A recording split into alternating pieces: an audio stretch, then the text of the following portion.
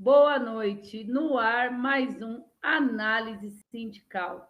Análise Sindical de número 124. Hoje, dia 22 de dezembro de 2021.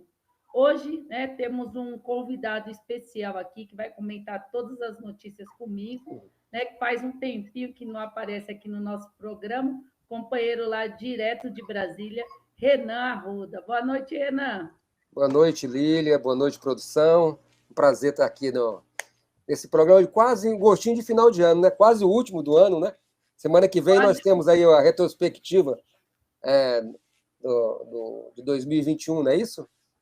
É isso aí. Então, semana que vem o Renan já deu spoiler, deu spoiler. Nós vamos ter a retrospectiva, né? Vamos pegar trechos, né, importantes dos programas, né, de 2021. Então, próxima quarta-feira, nossa retrospectiva. É isso aí. Então, hoje o tema do nosso programa é aumento só para milicos? Não, né? Eles querem só dar aumento para os policiais, né? É preciso dar aumento para os professores, né? Piso dos professores tem que subir 33%. A gente vai explicar aqui hoje por que esses 33%, né? Então, a gente vai comentar esses assuntos e muito mais, né? Nós vamos também falar sobre os petroleiros, a gente vai falar também sobre a questão do orçamento, a gente vai tratar aqui da questão do categoria O, né, da transparência, se o efetivo e o F, né, há várias categorias aqui no estado de São Paulo, a atribuição já estava atribulada, imagina agora, né, com categoria O, tem gente que está com os pontos errados, está um terror, né? Então, a gente vai comentar essa situação aqui. Vamos falar da questão dos bancários, né? Da situação de como estão os bancários e outras questões aqui. Então, vamos dar início aqui ao nosso programa. Se você, antes de iniciar, mande seu superchat, seu super stick e também, né, vou aqui fazer o nosso merchandise para você virar membro, né? Se puder colocar aí, produção, a carta de membros, isso aí, ó. Membro bronze, R$ 7,99, né? Baratinho. Você pode usar um cartão pré-pago, tal, e se tornar membro bronze. Se você é bronze e pode pagar um pouco mais, né? Agora no final do ano, que entra aquele dinheirinho extra. Membro prata, R$ 19,99. Se você já é do R$ 19,99, pode aumentar um pouquinho. Membro ouro, R$ 49,99. Se esse mês você puder pagar um pouco mais e no outro mês voltar para o outro, não tem problema. Há essa mobilidade. Membro platina, R$ 99,99. E membro rubi, R$ 199,99. Então, você que não é membro, torne-se membro e ajude a gente a manter essa TV 24 horas no ar, a serviço do trabalhador, né, que não para, né? Agora em dezembro e janeiro a gente vai estar aí, né, nas ruas, como a gente fez o ato do dia 12. Queria dar uma boa noite aqui para o pessoal do chat. Nilza Ramos, boa noite. Estamos começando, Nilza Ramos. Marte Pellets, boa noite. Então, o pessoal está chegando aqui. Boa noite a todos, né? Como eu disse, mande seu superchat, seu super stick. Então, vamos lá, nossas notícias de hoje. Vou passar para o companheiro Renan, que vai falar sobre a questão dos petroleiros. Os petroleiros aprovaram o estado de greve. Qual a questão, Renan? O que é esse estado de greve? Então, Lilian, é uma resposta aí da FUP, né, a Federação Única dos Petroleiros, com relação a essa proposta, né, que o Bolsonaro está colocando aí de privatização da Petrobras, né? Ele lançou esse balão de ensaio agora novembro, dezembro, né? Isso aí no bojo aí do aumento estratosférico dos combustíveis, né, do gás de cozinha, enfim, né?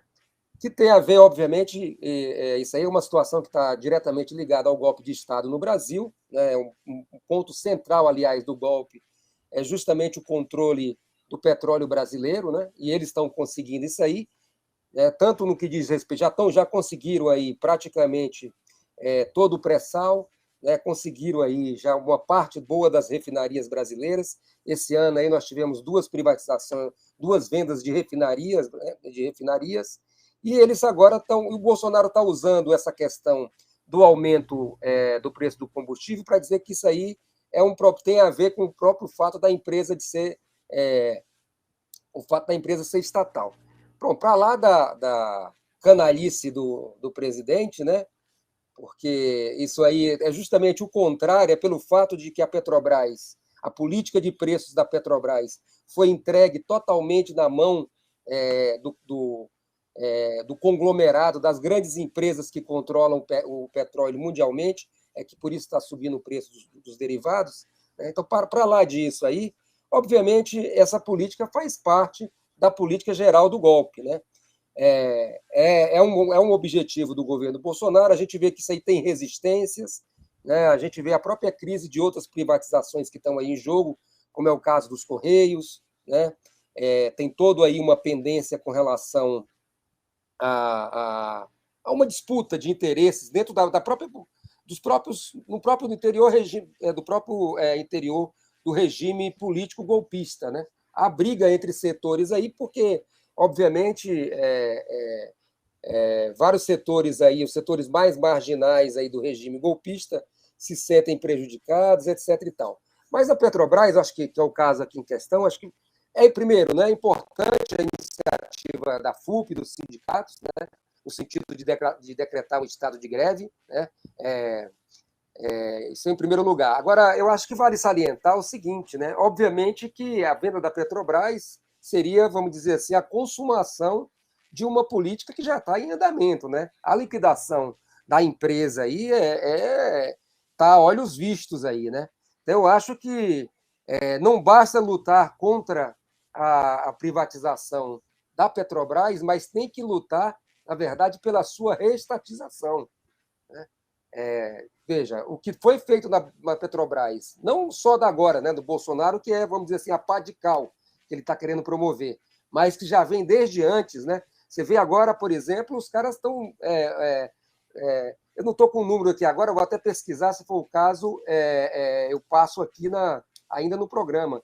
Mas é algo em torno de 50 bilhões que eles estão repassando em forma de participação nos lucros, né, para os capitalistas aí, dono de ações da empresa. É uma vergonha um negócio desse, né? Quer dizer, é uma empresa que, se a gente for pensar bem, ela está já totalmente nas mãos do capital privado, né? Então, eu acho que o problema central, acho que, obviamente, tem que lutar contra a entrega final, mas, acima de tudo, né, tem que lutar, tem que ter uma giga... Olha, perdão, aqui, eu vi aqui, ó, 63,4 bilhões, né, vai chegar aí, tá certo? Os dividendos distribuídos aos acionistas da Petrobras. É, assim, um achaque contra o povo brasileiro, é um assalto contra a população brasileira, né? Então, e contra, obviamente, os trabalhadores da Petrobras. Então, esse problema da luta contra a privatização e pela restatização dos trabalhadores deve estar na ordem do dia aí, na luta dos trabalhadores, não só da Petrobras, né? Acho que deveria ser uma bandeira central da CUT e envolver no bojo dessa luta uma mobilização contra a privatização das demais empresas que estão aí na ordem do dia, como é o caso dos próprios Correios, né? Como é o caso da Eletrobras, né? Tem que reverter a situação, como é o caso dos bancos públicos, que estão aí também numa situação de liquidação das suas subsidiárias, a estilo do que ocorre hoje com a Petrobras, né? Enfim, ter uma resposta de conjunto da classe operária contra o desmonte das empresas públicas do país. Acho que essa questão é um problema que está aí na ordem do dia para a CUT, para as organizações dos trabalhadores, para os grandes sindicatos do Brasil. Devolvo para você. É isso aí, Renan. Então, né, preciso lutar contra a privatização, né? Preciso reestatizar, né, a Petrobras. Eles têm fatiado e têm vendido várias refinarias, então é preciso lutar, né, pela reestatização da empresa. É isso aí. Então, vamos dar sequência aqui ao nosso programa, né?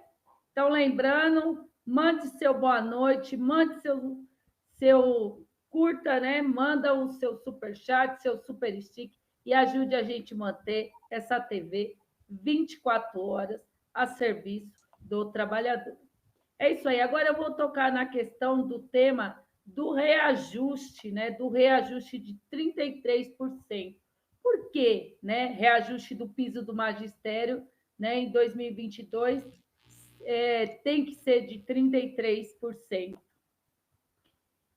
Foi publicado, né, na manhã de hoje uma portaria, né, que leva em conta a questão do valor aluno, né, do ensino fundamental. E esse valor supera, né, uma previsão que existia antes, né, que era de 4 mil e pouco.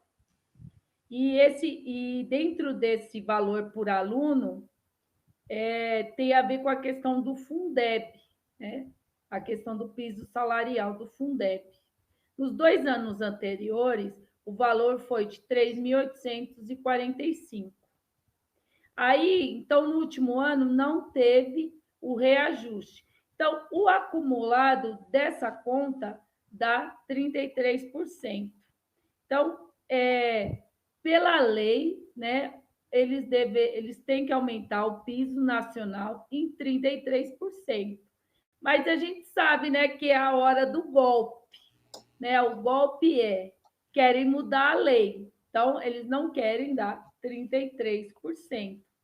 Querem mudar a lei e diminuir. Mas, de acordo com essa lei que já existe, que está pautada no Fundeb, né, essa base de cálculo do reajuste dessas portarias, definiu, né, que o custo do aluno em 2020 foi de 3.349, e a diferença, né, de 2021 de 4.462, né, o valor do aluno durante o ano. Então, essa diferença seria de 33%, teria que dar para o professor. Só que eles estão querendo mudar a lei, né? Precisa uma mobilização. Vale lembrar aqui que a CNTE vai fazer um seminário em janeiro, mas vai ser online, né? A situação do professor está cada dia pior, né? Você vê não a situação só do professor, mas do trabalhador em si. E eles vão fazer, né, um encontro da CNTE online. Então, frente a essa situação, é preciso convocar uma ampla plenária, né, de debate, né, dos diversos setores da educação básica, para que debata isso e outras questões, porque tem a questão, o que eles podem fazer? Eles podem pegar e só calcular o reajuste em cima do INPC, que é bem menor. E uma das pautas nossas é a questão da meta 27 do Plano Nacional de Educação, então é preciso sair às ruas, é preciso debater, né? Janeiro deveria ser um momento, né, de debate, um momento de cerrar, né, as fileiras para começar um ano, né, de luta, não fazer algo online, né? Então fica aqui o nosso protesto e que a lei seja mantida, que a gente lute para que o professor tenha esse reajuste, que não vai, né? A gente sabe que a inflação vai fechar em mais de 10%, então 33% você já perderia, né, esses 10%. Então não é lá, né, tanto dinheiro, mas já daria um pequeno fôlego para os professores. É isso aí. Então vamos dar sequência aqui ao nosso programa, dando boa noite aqui ao pessoal. Então, Se você não, mande seu superchat, seu super stick e ajude aqui a gente manter essa TV 24 horas a serviço do trabalhador. Agora eu vou passar para o companheiro Renan, que vai falar sobre a questão do orçamento da União, né? Foi aprovado um orçamento com menor valor, né, da história. Qual a situação, Renan? Exatamente. O menor valor, o menor investimento da história, né? Esse último orçamento, aprovado agora na terça-feira. Essa festinha de final de ano que os parlamentares fazem entre todos eles, né?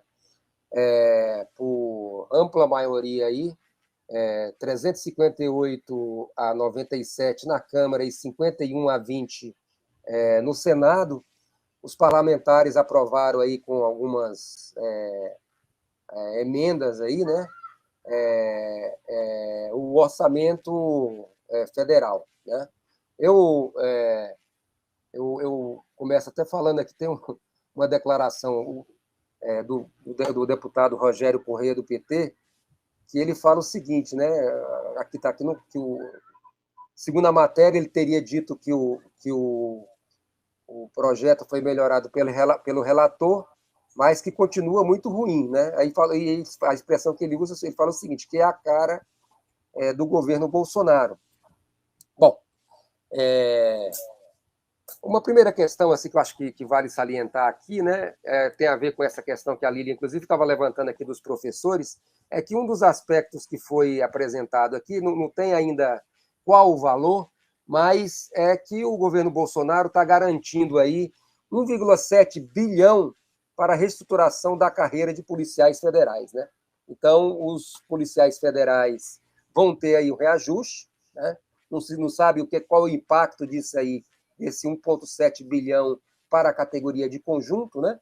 Mas o que chama a atenção é o seguinte, que na contrapartida só tem dinheiro para a polícia, né?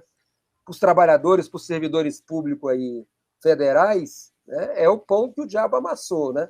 Na verdade, para esses trabalhadores é a reforma administrativa. Essa é a política do governo. Então, o que chama a atenção é o seguinte, né? Voltando à questão aqui, o orçamento foi aprovado, inclusive com votos do PT, tá certo? É uma coisa que chama a atenção, mesmo eles sendo tão ruim como afirma aqui o parlamentar, né? O Rogério Corrêa, né? Eles votaram nesse orçamento e aí fica aquela pergunta, por que votar num circo desse, né? Qual que é a utilidade efetiva da esquerda tá abonando, né, as maracutaias? Eu não digo só do governo Bolsonaro, mas dos governos em geral que passa aí à frente.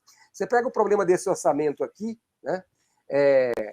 Quase 40, em torno de 40% do orçamento, segundo dados apresentados aqui na matéria que está me servindo de base, né?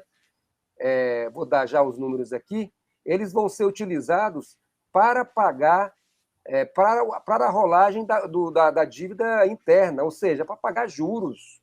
É uma coisa assim de louco, né? Quer dizer, eu não estou. Olha só, o orçamento do país, 4,8 trilhão é o orçamento, trilhões, né? 1,9 trilhão, né? Ou seja, aproximadamente 2 trilhões, se você considerar 4,8 trilhões, aí vai dar em torno dos 40%, né? Refere-se ao refinanciamento da dívida pública. Quer dizer, é dinheiro para banqueiro, né? Quer dizer, é um circo. A população no Brasil está morrendo de fome, o povo está comendo osso. Eles deram um reajuste de salário aqui. A proposta original do governo Bolsonaro era um reajuste, o mínimo iria para R$ 1.169. Depois, com a maquiagem aqui dos grandes humanistas da Câmara Federal, subiu para 1.212, ou seja, 30, 42 reais, 43 reais. Esse é o povo que está comendo osso no Brasil, né? Quer dizer, é um assinte à população. É uma coisa assim criminosa, né? Você está votando numa coisa que está dando dinheiro para a polícia, né? Os servidores aí estão na berlinda, né? Dinheiro a rodo para banqueiro, né? E sabe, fica aquela história, é tudo muito ruim, mas, né, o projeto, bem que o relator tentou mudar e tudo mais, fez isso, fez aquilo, não melhorou. A matéria que eu estou lendo aqui chega ao ponto de falar o seguinte: ele tentou bem até melhorar os gastos com a educação, mas o problema é o teto de gastos, né? Aquela lei votada pelo governo na época do governo de congelamento dos gastos públicos. Quer dizer, ao invés de você ter uma luta contra toda essa política, contra toda essa canalice federal, que com um golpe aí se acentuou enormemente, não. Você fica, por conta de uma ou outra camuflagem que eles fazem ali, como essa aqui do salário mínimo, que eles aumentaram em R$ 43, você ajuda a aprovar um orçamento desse, né? Eu acho que isso aí é muito deseducativo para os trabalhadores brasileiros, né? Deveria ser uma política efetiva de negar isso aí, chamar os trabalhadores a se mobilizar contra a reforma administrativa, pelo fim do teto dos gastos, né? Contra as privatizações, por um salário mínimo real, né? Por um abono que efetivamente atenda a população brasileira, que está muito acima dos R$ 400 que o trabalhador, que a população pobre, essas 17 milhões de famílias vão receber aí. Quer dizer, a população que está comendo osso. Enfim, né? São essas situações todas aí que a gente vê que é necessário, veja, não passa pelo Congresso, sem sombra de dúvidas, as resoluções dos problemas do povo brasileiro. Os trabalhadores têm que tratar isso pelas suas mãos e jogar naquele antro do Congresso Nacional você fechar qualquer perspectiva efetiva de uma verdadeira conquista para os trabalhadores do país. Te devolvo, Lilian. É isso aí, Renan. Né? Aquele sanguessuga estão comendo, né? E para eles o povo que morra, né? Um absurdo isso, né? Esse Congresso. É preciso que o povo saia às ruas, né? Nós fizemos um ato no dia 12. É preciso debater, né? Vamos fazer no próximo ato, provavelmente em fevereiro, vamos tirar o nosso calendário, mas é preciso sair às ruas, é preciso debater, é preciso dizer não, né?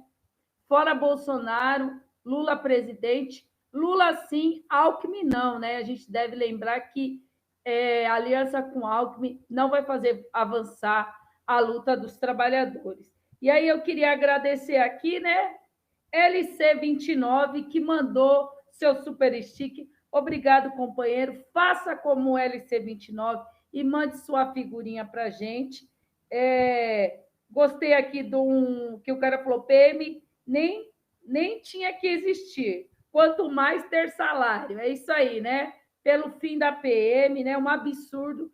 Eles deram aumento para os policiais federais e os professores, os médicos, né? Os enfermeiros, nada, né? Então é preciso que os trabalhadores saiam às ruas, né? Os professores que foram massacrados, foram colocados dentro da sala de aula em plena pandemia, muitos pagaram com a própria vida, né? Tivemos mais de 100 professores mortos durante a pandemia, e aí, né, só no mês o que veio à tona e no ano de 2000, no primeiro semestre, mais ou menos, que foi mais concentrado de 2021.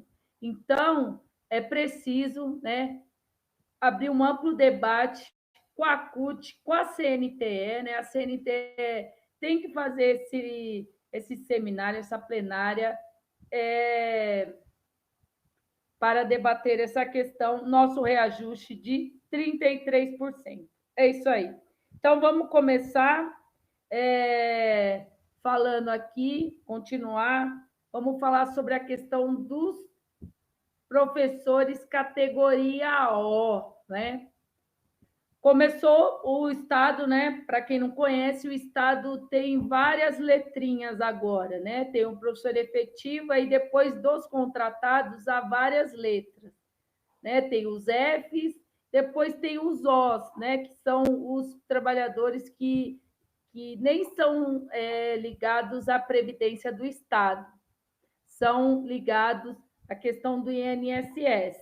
E teve muito problema, né? Teve um pouco de problema dos professores efetivos de ACT e agora os categorias OS, né? Há várias denúncias que eles estão com os pontos, né? Os professores temporários, né? Tem vários professores temporários, além de ter baixos salários, né? E não tem uma estabilidade, né? Pode ser mandado embora, né? Tem vários problemas, e agora eles estão com erro na contagem dos pontos, né? Porque você vai dando aula, você vai tendo ponto, e aí você vai passando na frente do outro.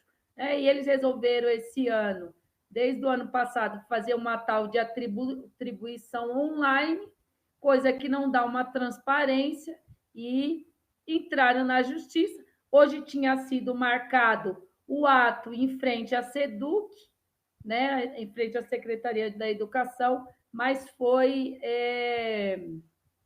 cancelado, né? Algo errado, né? Teríamos que estar lá pressionando, é preciso pressionar, porque os ataques ao ensino médio, ao CEJA e ao conjunto, né, dos professores têm sido muito grande, né, durante a pandemia, tem se intensificado com a questão do, né, que a esquerda pequeno-burguesa ajudou muito, né, do fique em casa, né, a esquerda junto, né, com os sindicatos. Então, é preciso sair às ruas, é preciso debater, né, a questão do piso e da carreira do magistério, porque os ataques do Dória é gigantesco, né? Ele, além disso, né, de ser online, que não mostra transparência, ele agora criou uma tal de nova carreira que foi falado no programa passado, né, que vai tirar direitos dos professores, vai instituir a meritocracia e vai colocar outra categoria, né, tirando a isonomia salarial, né, trabalho igual, salário igual. É isso aí, vamos dar sequência aqui ao nosso programa. Vou passar para o companheiro Renan, que vai falar algo que também que é da categoria dele, né? Que é dos bancos. Qual a situação dos bancários?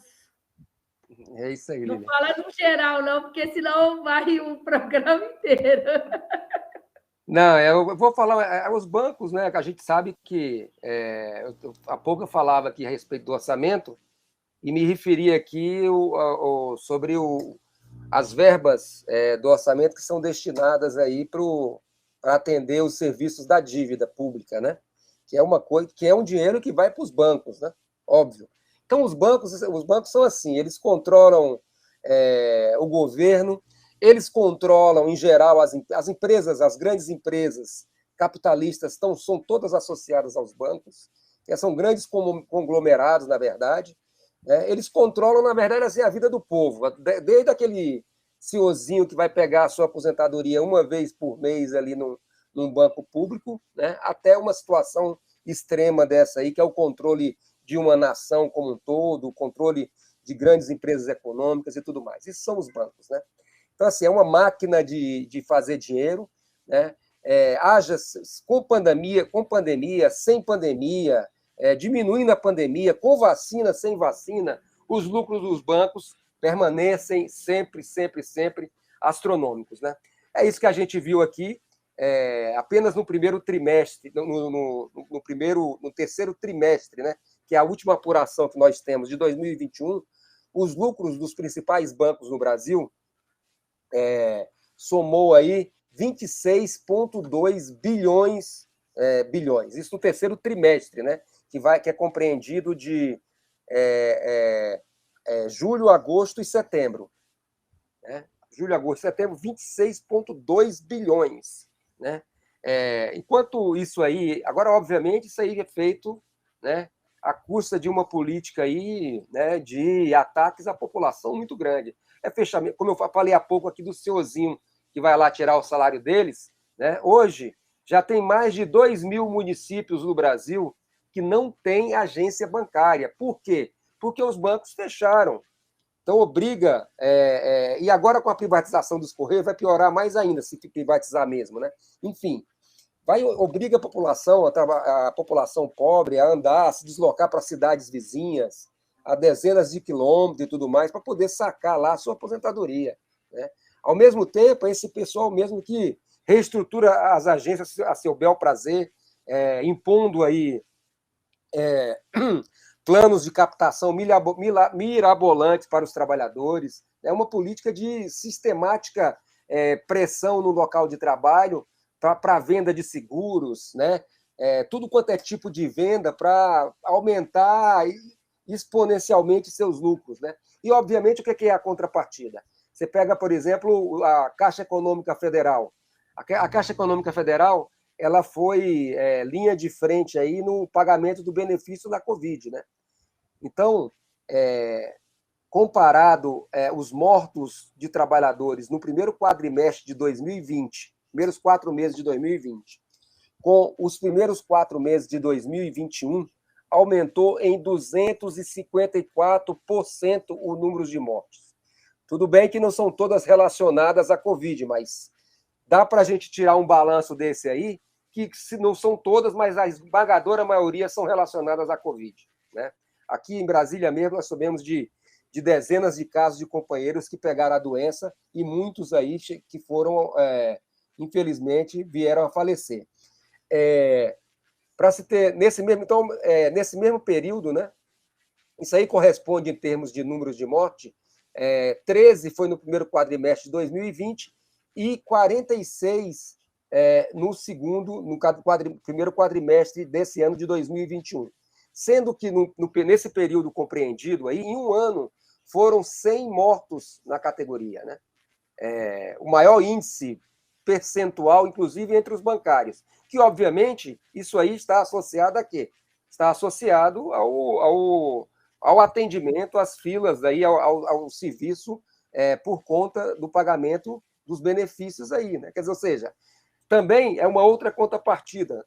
A segurança bancária para evitar, né, a contaminação foi mínima nesse sentido, né? Como se vê por aí, inclusive na própria questão da vacina. Os trabalhadores bancários não foram considerados como prioritários nas primeiras levas de vacinação. Quer dizer, é uma política sistemática de conjunto, que parte dos bancos, parte do governo federal, né, no sentido e do governo federal no sentido de um massacre permanente aos trabalhadores, né?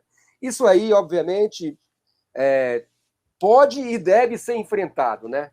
Acho que tem, em geral, acho que tem uma política aí por parte das direções sindicais aí da categoria que muito deixam a desejar, no sentido de efetivamente, como é que se diz, promover uma mobilização contra esse estado de coisas, né? Acho que espaço para você desenvolver um trabalho entre os bancários, de mobilizar os trabalhadores, no geral, mas no caso aqui em particular, as categorias bancárias, está mais do que na ordem do dia, né? A luta, por exemplo, que é um problema de uma bandeira central e histórica do movimento operário, a luta pela estatização do sistema financeiro, o controle dos bancos pelos trabalhadores, quer dizer, são questões centrais que se levantam aí, além, obviamente, do problema do reajuste, da reposição das perdas, a luta contra as demissões, quer dizer, um bojo de reivindicações que estão aí na ordem do dia a serem levantadas, e eu acho que esse ano de 2022, né, no espírito aí que a Lília colocou aqui um pouco atrás aí, do Lula, presidente, como a expressão maior da luta do povo brasileiro contra o golpe, ou seja, Lula sim, Alckmin não, mobilizar os trabalhadores, né? Um caso em particular aqui os bancários, mas também petroleiros, também os trabalhadores dos Correios, né? Também os desempregados, né? De conjunto aí os trabalhadores aí para poder reverter a curto, imediatamente, essa barbárie que se abateu sobre o povo brasileiro. Te devolvo, Lilian. É isso aí, Renan, né? Estamos numa situação difícil, né? O trabalhador tendo que comer osso, né? Comprar osso. É um absurdo. Vamos dar sequência aqui ao nosso programa. Agora eu vou falar sobre os metroviários de Minas Gerais, né?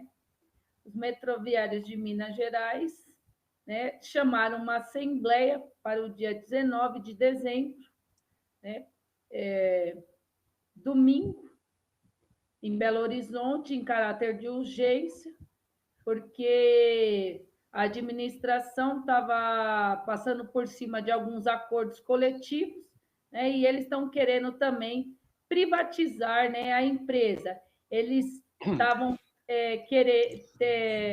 querendo transferir alguns funcionários, né, para outro lugar de Belo Horizonte para Brasília, e também lá, né, eles estão querendo privatizar a empresa.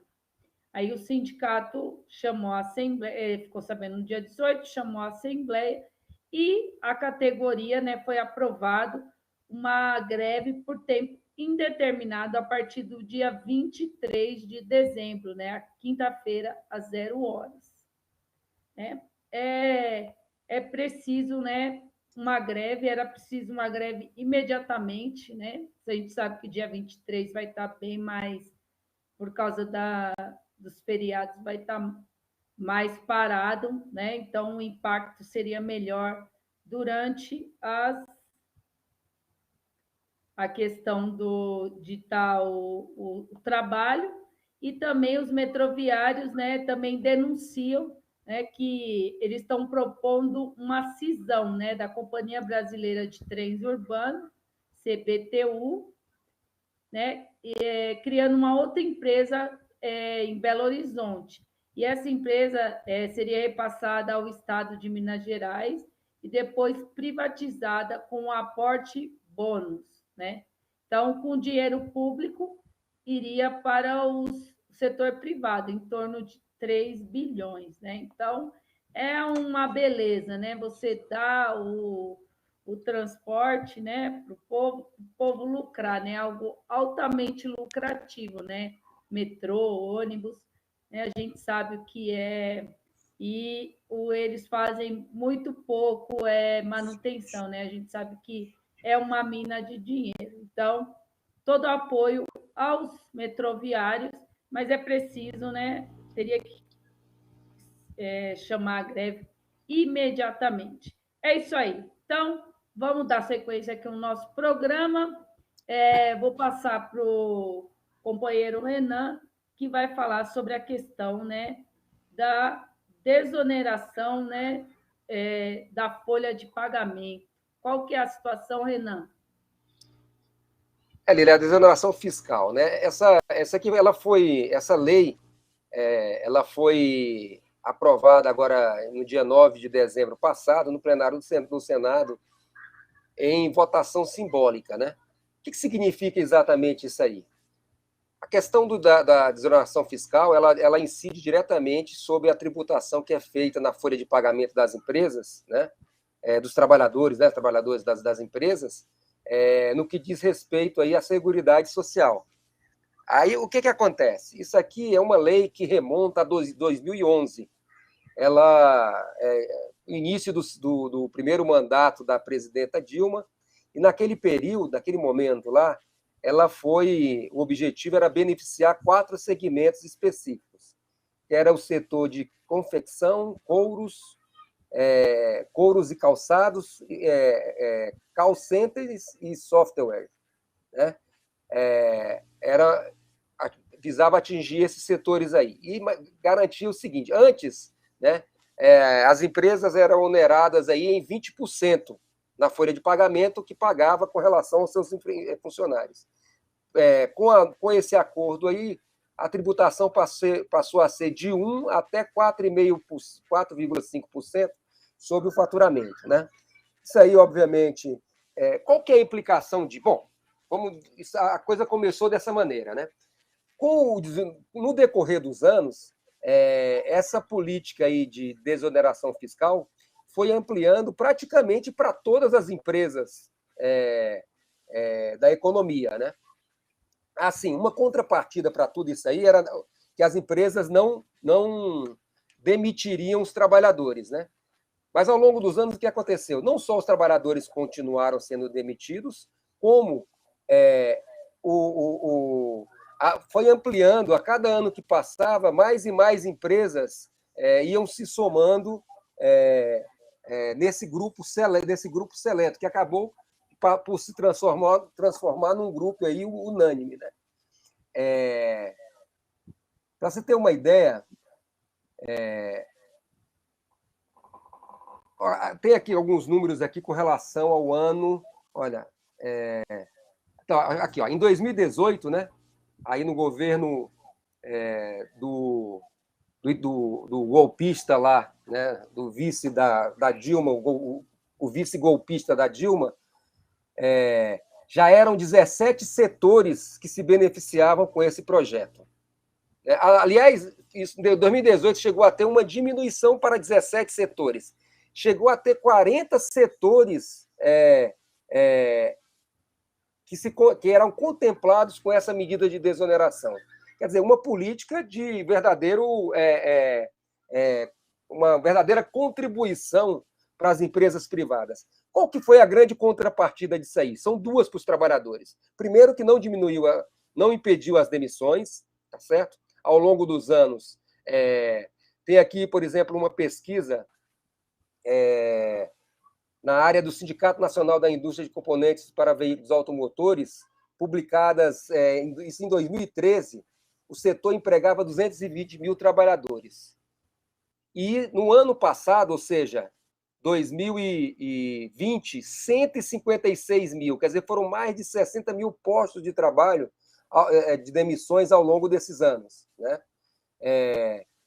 Já no setor de calçados, né, naquele período, tinha 327,9 mil postos de trabalho, isso em 2013. Né?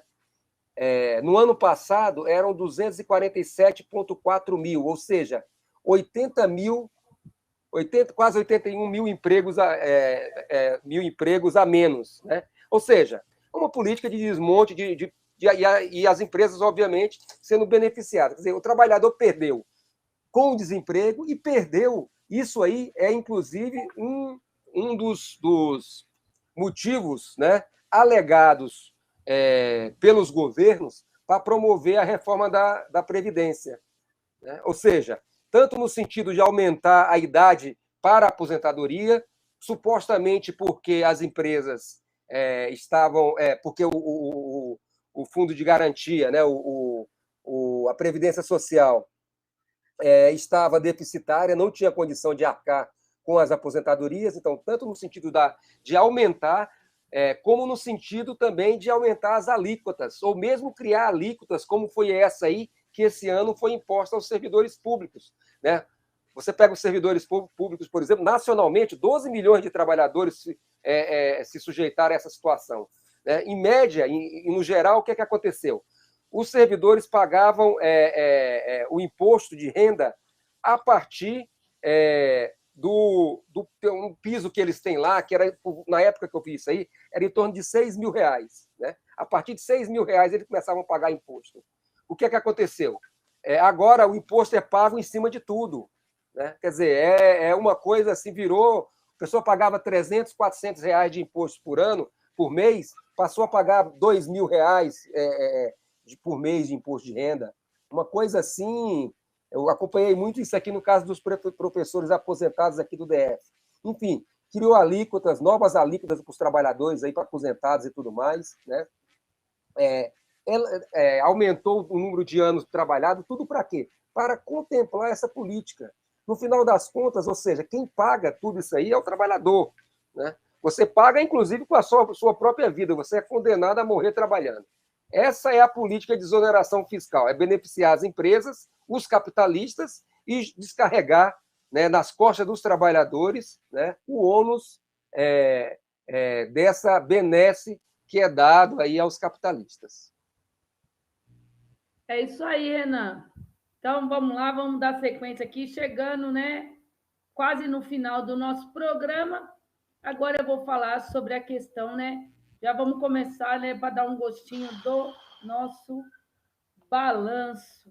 Então, foi feito um balanço, né, pela Central Única dos Trabalhadores sobre a questão dos aumentos, né, salariais, né, de 2021. A maioria das negociações foram abaixo da inflação, né? Sabe, a situação do trabalhador. Quase metade dos acordos resultou em índice abaixo da inflação e em 11% dos casos houve parcelamento ainda. Além de ser baixo, foi parcelamento, né? Então, a situação do trabalhador está cada vez mais difícil, né? Aí, segundo os dados do DIEESE, né, as negociações dos salariais foi negativo, quase metade, né, 48,8% desses acordos analisados pelo DIEESE ficaram abaixo da inflação, medida pelo INPC e IBGE. Segundo o Instituto, né, e aumentou a questão, como a gente falou, do parcelamento. De janeiro a novembro, segundo o DIEESE, o reajuste salarial acima do INPC só foi de 16,5% do total. E a variação média dos reajustes foi em 0,86%. Então, uma situação difícil para o trabalhador. Então, é preciso, né, que os trabalhadores, né, façam isso mostra, essa pesquisa mostra que não houve reajuste salarial, né? Todos foram abaixo da inflação, a maioria, grande maioria, e teve parcelamento, então não teve ganho nenhum, né? A inflação comeu. Então, é preciso sair às ruas, é preciso debater, né, com a CUT, com os professores, com a CNTE, é preciso sair às ruas, pedir o fim desse governo golpista, né, e chamar a questão do Lula presidente sem o Alckmin, né, por um governo dos trabalhadores. É preciso um vice que represente os trabalhadores, né? Não que represente essa elite sanguessuga. Alckmin, né, participou do golpe de 2016, 26, nossa, já estou na frente, 2016, que colocou, né, que tirou a Dilma do poder, colocou o Temer e depois o Bolsonaro. Então, é preciso sair às ruas e pedir o fora Bolsonaro, Lula presidente e Alckmin não. É isso aí. Vamos agora para a última notícia de hoje. Vou passar para o companheiro Renan, que vai falar sobre a questão, né, do aumento do preço da carne, né? Ele falou aqui várias vezes, hoje é verdade, o povo está comendo osso por causa da questão da carne, né? Tem ainda um setor que está comendo ovo, né? Ainda não está no osso. Qual é a situação, Renan? É exatamente isso, né? 4 dias de osso, 3 dias de ovo, sei lá. Ou dia sim, dia não, né? Isso para os que podem, né? No Brasil, segundo dados aí, que eu acho que eles são até mais graves do que isso aí, mas esses dados aqui, deixa eu ver se eu vejo de quem que é. Eu acho que é da Fundação Getúlio Vargas. 2 milhões de famílias foram jogadas na pobreza extrema no governo Bolsonaro, né? Quer dizer, pobreza extrema aqui, vamos supor uma média de 4 pessoas por família, são 8 milhões de pessoas, né? 8 milhões de pessoas se soma aquele grupo aí que está na base da insegurança alimentar, né? Que são o quê? São as pessoas que não sabem se vai ter a próxima refeição. Então, isso aí a gente vê, é uma situação que está se agravando enormemente, são números também agora de 2021, né? Mais de 50% da população economicamente ativa do país, ou seja, em condições de trabalho no país, não tem emprego. Quando a gente fala que o desemprego ele é da ordem de 14 milhões de desempregados no Brasil, em torno disso aí, a gente está falando daquele número que não considera aquelas pessoas que ou não desistiram de procurar emprego, ou que já sequer procuram emprego no mercado de trabalho. Ela vive ali de bicos, né? Uma subsistência precária ali no mercado informal. É uma situação muito gritante no Brasil isso aí, né? Quer dizer, 50% da população ativa brasileira, se a gente for considerar aí a partir, sei lá, dos 14 anos de idade, dá o quê? Uns 150 milhões de pessoas, né? É uma situação assim, verdadeiramente, 75 milhões, 150% chegaria aí a 75 milhões de brasileiros, né? Quer dizer, é uma situação muitíssimo grave, muitíssimo mesmo. Está dizendo que agora, no ano de 2021, a fome atingiu 19 milhões de brasileiros. Quer dizer, é uma situação gravíssima e a contrapartida disso aí, o que é que foi? Né? O que é que foi uma das grandes políticas do Jair Bolsonaro para o agronegócio? Ele acabou com o mercado regulador. Então, se antes, né, os empresários aí do campo tinham que produzir, deixar uma determinada produção para o mercado interno, isso aí acabou. Então, ele pode vender tudo para o mercado externo. Se ele vende para o mercado externo, obviamente que rende mais, acaba que faz com que leve o preço, a oferta diminua no mercado interno e o preço se eleve, né? É uma regra básica da economia aí. Isso jogou o preço da carne aí para, sei lá, eu estava vendo esses dias, eu fui ao mercado, um quilo de filé mignon estava R$ 170, pô. Um negócio assim de louco, né? E, obviamente, na esteira disso aí, subiu todas as carnes aí e tudo mais, inclusive o próprio ovo, né? Então, por exemplo, nessa matéria aqui, que serviu de base para a gente, fala o seguinte, né? Que o consumo de ovo, né, anual, comparado 2020 e 2021, subiu de 251 para 255 ovos, ou seja, 4 ovos a mais, né? E a perspectiva é que isso chegue aí para o próximo ano em 63 ovos por pessoa, né? Quer dizer, é uma situação, aliás, perdão, 265 unidades de ovos por pessoa. De 255, que é hoje, aumentar para 262 unidades, né? Então, essa é a realidade do povo brasileiro aí, né? Quer dizer, a política, tudo vai para fora, os preços subindo, inflação galopante, salário mínimo reajustado abaixo da própria inflação. Quer dizer, quando o trabalhador começar a receber o salário mínimo novo aí, né, em fevereiro, já vai estar corroído aí pela infração do ano anterior, né, já não vai representar sequer aquele valor miserável que ele representa, né? Enfim, é uma situação degradante do povo brasileiro aí, né? Que é aquela história, né? Para poder mudar esse quadro aqui, só tem um jeito, viu? Como a gente viu, não vai ser pelo Congresso Nacional. Porque eles para os empresários e para eles mesmos, eles legislam em causa própria, né? São todo tipo de benefício. Agora, para a população trabalhadora, para a população pobre, é isso, são as migalhas, né? Então, de migalhas, a gente não vai viver, né? Ou se a gente viver, vamos dizer, uma verdadeira subvida, né? Acho que o problema que está colocado é justamente aí o problema da luta contra o golpe, a luta por uma candidatura do Lula que esteja atrelada verdadeiramente aos interesses dos trabalhadores, dos explorados, assim como o Lula teve agora no Natal lá dos catadores, né, de recicláveis lá em São Paulo. Quer dizer, essas são as pessoas que efetivamente a gente tem que estar lutando por um governo Lula para atender às reivindicações dessa população, né? Fico por aqui. Lília, passo para você, agradeço aqui o convite, a presença aqui, né? E vamos ver se a gente se encontra na quarta-feira que vem, né? No último programa do ano. É isso aí, então já está convidadíssimo, Renan. Queria falar mais agradecer aqui Silvia Mirro, que mandou uma figurinha. Obrigada, companheira, boa noite.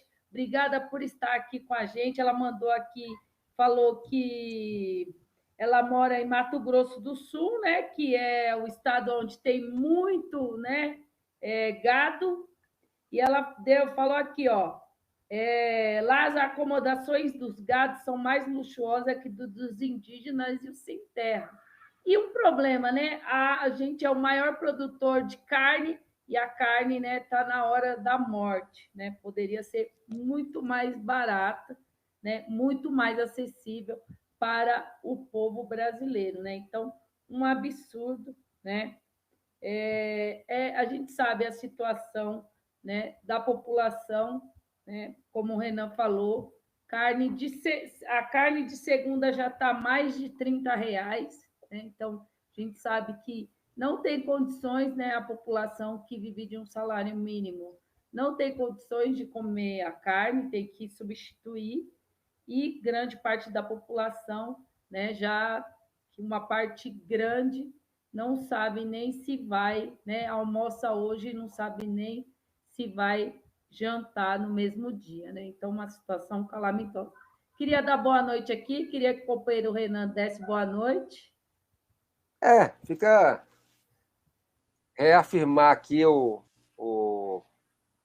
chamar as pessoas a acompanharem a programação da COTV nesse ano aí. O partido também está se organizando, está fazendo várias reuniões no sentido de preparar aí o nosso plano de trabalho para o ano que vem, né? As lutas, as mobilizações.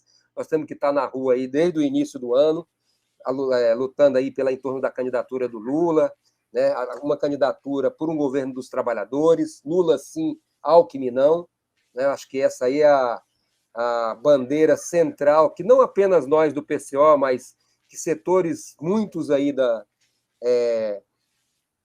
dos trabalhadores, a gente vê essas manifestações crescendo aí, dentro do próprio Partido dos Trabalhadores e tudo mais, né? É uma questão que tende a se colocar de uma maneira muito concreta nesse próximo período, né? Então, boa noite a todos, boa semana, boas festas aí de Natal para todos, né? E até semana que vem. Até semana que vem. E lembrando, né, agora logo na sequência, resumo do dia com o companheiro Antônio Carlos Silva. E nós vamos ter a programação normal, né? Nós vamos ter a análise internacional sexta-feira e no sábado, né, a análise política da semana com o companheiro Rui Costa Pimenta. Um abraço e até a próxima quarta. Tchau.